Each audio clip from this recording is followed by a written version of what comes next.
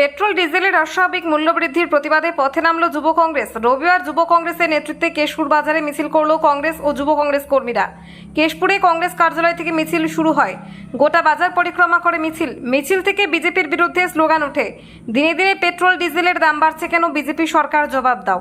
নির্বাচনের আগে দেওয়া প্রতিশ্রুতি কোথায় গেল, মুখ্যমন্ত্রী জবাব দাও ইত্যাদি।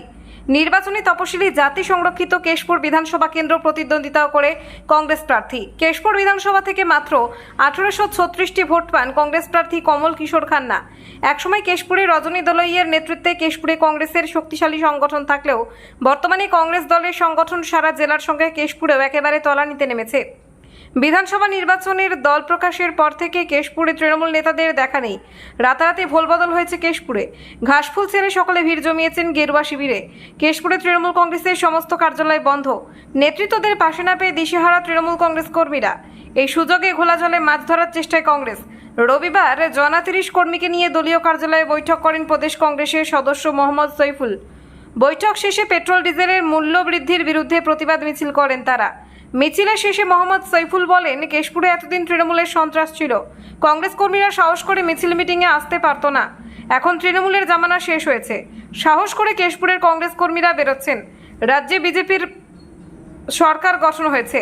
ডাবল ইঞ্জিনের সরকার চলছে। নির্বাচনের আগে কত কথাই না বলেছিলেন বিজেপি নেতৃত্ব। ভোট শেষ হতেই ধাপে ধাপে পেট্রোল ডিজেলের দাম বাড়ছে। পেট্রোল ডিজেলের দাম বাড়লে বাজারে সমস্ত কিছুর ওপর প্রভাব পড়ে। এরই প্রতিবাদে আমরা কেশপুরে মিছিল করলাম। শনিবার সোনারপুরে অভিষেক বন্দ্যোপাধ্যায়ের ওপর আক্রমণের প্রতিবাদ জানিয়ে কংগ্রেস নেতা মোহাম্মদ সৈফুল বলেন, রাজ্যের সবাই জানেন অভিষেক বন্দ্যোপাধ্যায় চুরি করেছেন, তার শাস্তি পাওয়া উচিত। তা বলে এভাবে নয়, আইনে তার বিচার হোক। এখন যিনি মুখ্যমন্ত্রী তিনিও অভিষেক সম্পর্কে অনেক কথা বলেছিলেন। এখনও অভিষেক বন্দ্যোপাধ্যায়কে গ্রেফতার করা হয়নি কেন?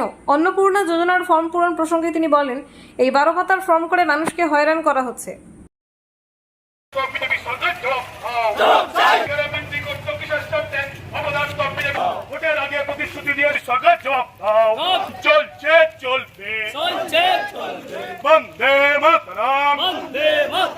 জাতীয় কংগ্রেস চলছে। কিন্তু সাধারণ মানুষের কথা বিবেচনা করে পেট্রোল ও ডিজেলের মূল্যবৃদ্ধি হ্রাস না করার পরিবর্তে তারা মূল্যবৃদ্ধি করিয়ে যাচ্ছে, যার ফলে প্রত্যেকটা জিনিসের দাম সাধারণ মানুষের কেনাকাটার সাধ্যের মধ্যে থাকছে না। তা জামা কাপড় হোক, শাকসবজি হোক, যে কোনো জিনিসেই হোক। পাশের রাজ্য ঝাড়খণ্ড, কংগ্রেস পরিচালিত সরকার, সেখানে আমাদের পশ্চিমবাংলার থেকে 10 টাকা করে পেট্রোলের দাম কম। আপনারা খোঁজ নিয়ে দেখুন। পাশের দেশ ভুটান, সেখানে আমাদের থেকে 30 টাকা করে লিটারে তেলের দাম কম। কেন?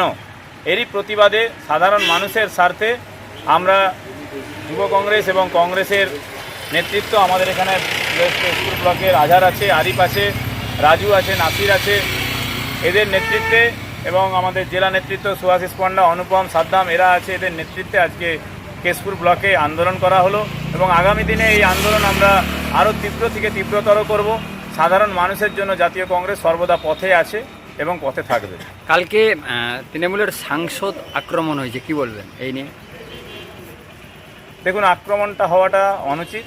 এটা গণতন্ত্রের কোনোভাবেই এরকম একটা সাংসদের উপরে আক্রমণ করাটা উচিত নয়। কিন্তু আইনানুগ ব্যবস্থা নেওয়া উচিত ছিল। অভিষেক ব্যানার্জি চুরি করেছে, আমরা সবাই জানি, বিভিন্ন কেলেঙ্কারির সঙ্গে যুক্ত।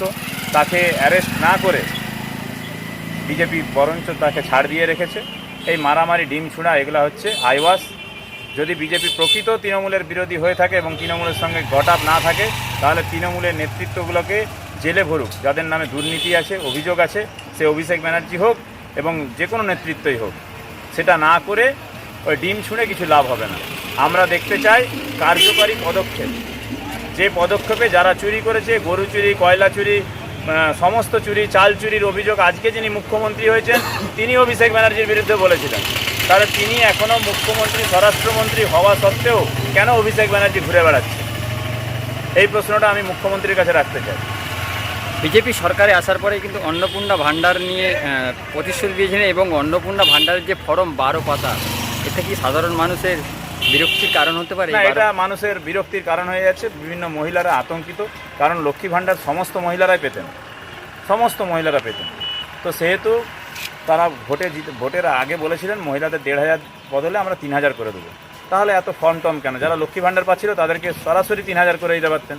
এগুলো মানুষকে হ্যারাসমেন্ট করা এবং না দেওয়ার অজুহাত বলে আমি মনে করি।